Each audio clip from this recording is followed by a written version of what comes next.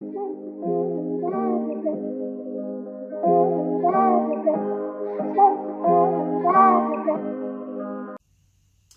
à tous. Au cœur de la cave des Maisons Nouveau, nous voulions vous proposer une vidéo sur les millésimes à conserver en cave. Alors, quels sont-ils, Philippe? Alors, grand millésime, les 2016 qu'on n'a pas reçus encore, mais qu'on va recevoir dans quelques temps. Là, c'est un très beau millésime, très complet, surtout sur Bordeaux. 15 aussi, qui est une très belle année de garde. Alors après, on ira sur les années 2009-2010. 2009 est un peu plus exubérant, plus chaleureux, mais aussi de belle garde. Et surtout 2010, peut-être un des plus grands millésimes jamais fait à Bordeaux.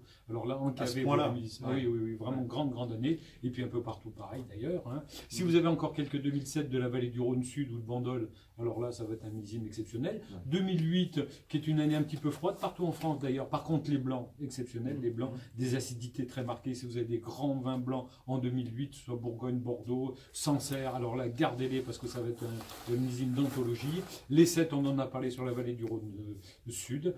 Et puis après, ou Bandol, ou alors après, on ira sur 2006, que j'aime beaucoup, moi qui viens derrière un gros millésime comme 2005, mais les 2006 vont être intéressants avec quelques années de garde, et surtout, bien sûr, 2005, grande année de garde, un petit peu partout en France, très complet.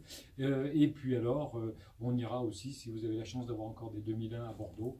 2001 était une très grande année avec des prix beaucoup plus intéressants que 2000 et à mon avis de plus grandes gardes, surtout sur le Libournais, Saint-Émilion-Pomerol. Et n'oubliez pas, si vous avez des événements à fêter sur des grandes années, prenez-les en magnum, les vins se gardent mieux et plus longtemps.